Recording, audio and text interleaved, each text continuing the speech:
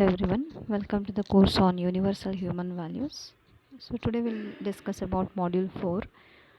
It's all about harmony in the nature or existence.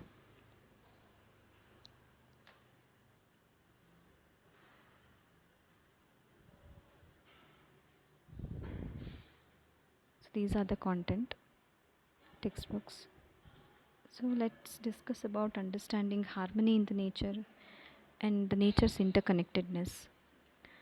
So we began our exploration with the basic human desire, that is to have a continuous happiness and continuous prosperity, and the program for the fulfillment of this desire. We saw that the basic human desire is for happiness, prosperity, and its continuity. We explored our natural acceptance and we came to understand that the meaning of happiness is to be in a state of harmony. Therefore, in order to ensure the continuity of happiness, we need to understand the harmony not only within us but also at all levels of our being, the individual, family, society, and nature existence. So, once we understand this harmony, we can live in harmony at all these four levels. So, we've been able to explore the harmony of the first three: harmony in being human being, harmony in family, and harmony in society.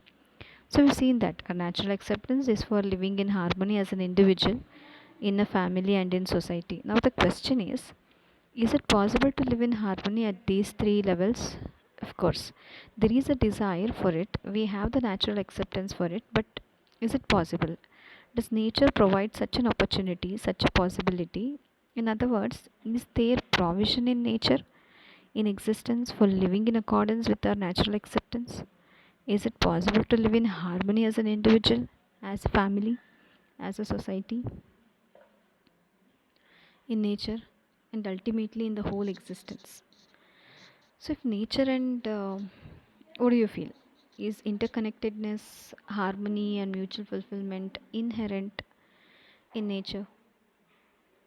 So, if nature and existence is in the form of interconnectedness and mutual fulfillment, only then it will be possible for us to live in harmony at all levels of human being. On the other hand, if nature is by way of opposition, by struggle, we found to bound to face opposition and struggle.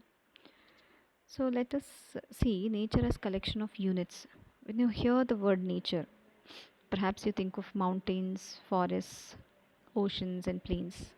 Nature is the collection of all the units: air, soil, water, plants, trees, animals, birds, other human beings, and even things that are a little distant from us, like sun, moon, the other planets.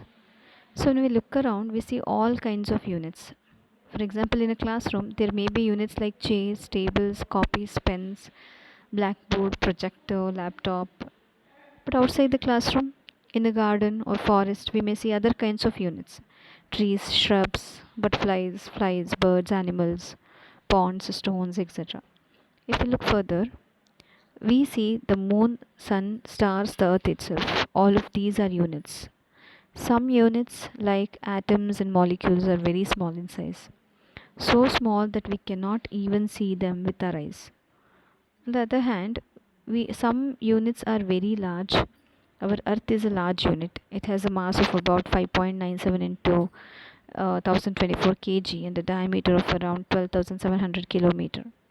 The Sun is a very large unit. Its mass is approximately of about 3.3 into 10 per 4 times more than that of the Earth. So many of the stars that we see in the sky at night are much larger than the Sun. All of these units, whether small or large, collectively are called as nature. So each unit exists as an individual entity.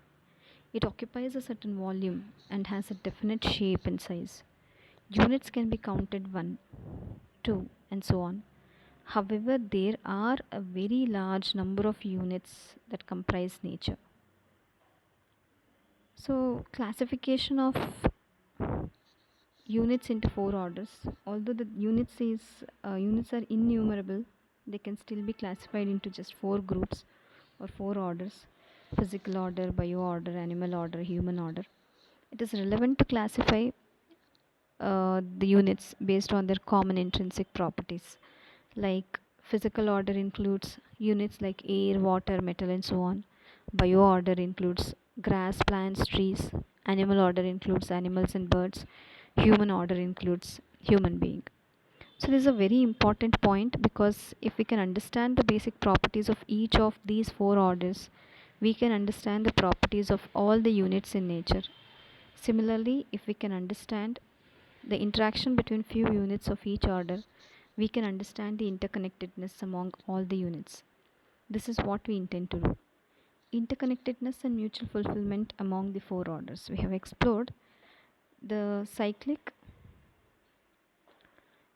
and mutually fulfilling process in nature while discussing production work in the society.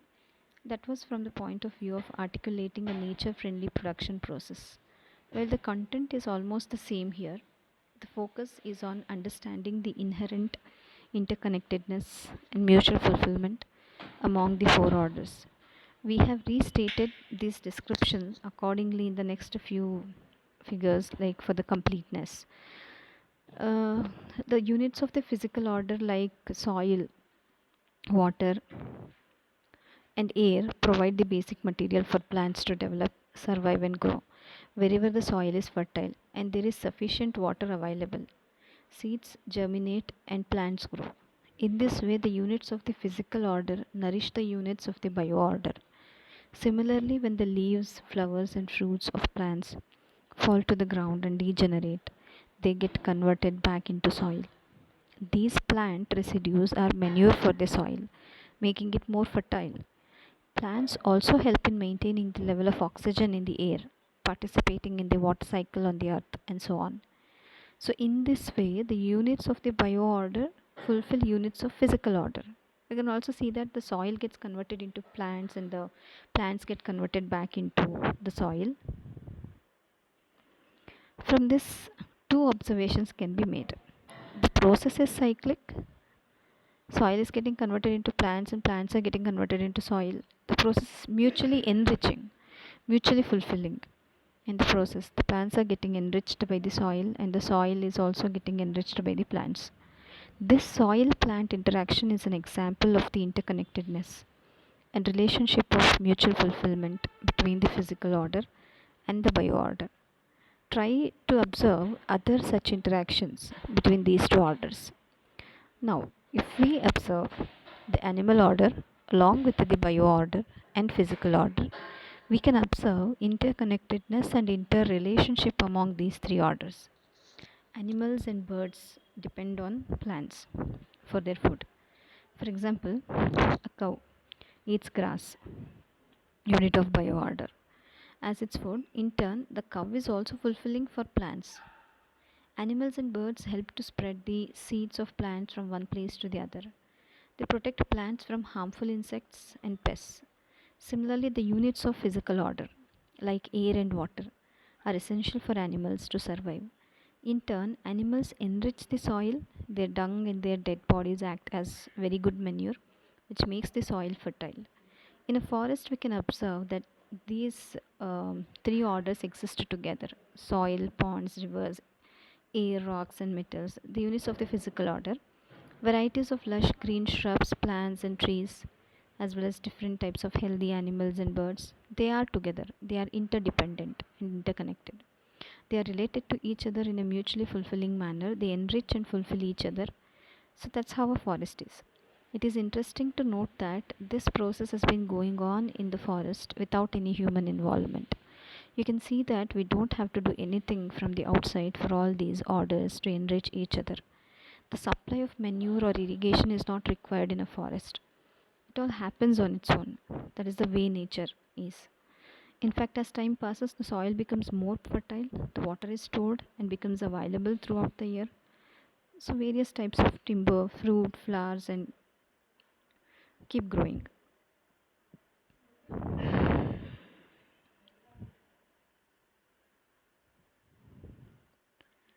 So, the diversity of plants, animals, and birds keeps enriching. So this is a phenomena in nature that happens by the design of nature itself. So what about the relationship of the human being with the rest of nature? If we place the human being in picture, we can see that all these three orders are enriching for the human being. Physical order, bio order, and the animal order. All enrich the human order. Air that we breathe, the water that we drink, the house in which we live, all of these are units of physical order which are required for the survival of the body. Equipment and instruments we use like phones, laptops, projector, radio, television, cars, trains and planes, all of these are generally made from the physical order. We get a variety of farm produce like fruits, vegetables, grains, flowers, etc. from shrubs, plants, trees. So these are all units of the bio order. Bulk of the food that nourishes our bodies is obtained from the bio order. In fact, our requirement of food is so high that a large part of the available land is used only for cultivation. We get milk, wool, etc. from animals. Since the early days, bullocks are of help to cultivate land, while horses and donkeys carry luggage and transport materials from one place to the other. You must have seen bullock carts and tangas being drawn by animals. In the days when there were no post offices and no internet in those days, human beings used pigeons as messengers to and from distant lands exchanging messages with each other. Dogs, known for their loyalty, are kept in our homes for safety. These days, dogs are also used by the police and the army to help in detection of crimes. In all these ways, animals and birds are fulfilling for the human being. You can find various such examples in your daily life where all these three orders are fulfilling for the human being. Thus, we can see that all the three orders are enriching for the human being.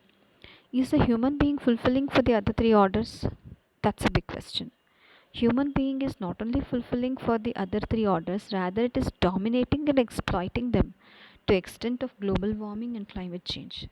Some of the indicators of human activity that is disturbing the harmony in nature are atmospheric carbon dioxide level that was stable at 250 to 350 ppm in the last few thousand years has increased tremendously in the last 100 years. The drying up of rivers, lakes, and underground aquifers, rapid melting of polar and glacial ice, and potential of rising sea levels, depletion of forest cover, farmland being taken up for human habitation, industrialization, rapid species loss, and sharp reduction in biodiversity. So, when we refer to our natural acceptance, we want to fulfill all the four orders. Ask yourself this question: what is naturally acceptable to you? To enrich these four orders or to exploit them? Answer is obvious: to enrich all the four orders. When we have the feeling of exploitation of any of the four orders, this feeling itself is not naturally acceptable to us, and therefore it leads to a state of contradiction within. Thus, a state of unhappiness within. Whenever there is a feeling, a thought of exploitation, there is unhappiness. In spite of obtaining huge amounts of physical facility, unhappiness persists, and it keeps nagging at the human being that something is wrong.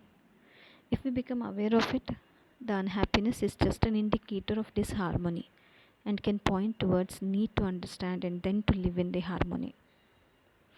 When studying harmony in the human being, we saw that recognition and fulfillment of the human being depends upon knowing and assuming.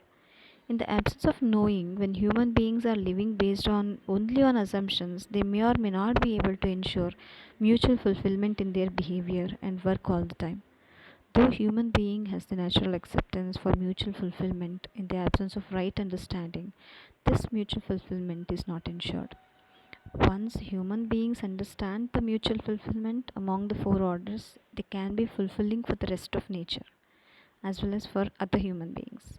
So, when we live accordingly, the question marks in the relationship with the three orders would be converted into tick marks. And then this is what the picture would look like: it's a complete order. So, it's a picture of harmony in nature with the human order also living in accordance with its natural acceptance for mutual fulfillment. By its very design, nature is in harmony, interrelatedness, and mutual fulfillment is inherent rather than struggle, survival of the fittest, opposition, or chaos. It is already materialized in the first three orders. Human being also has the natural acceptance for mutual fulfillment. There is all the provision in nature for us human beings to live in harmony and ensure mutual fulfillment with the rest of the nature. Thank you.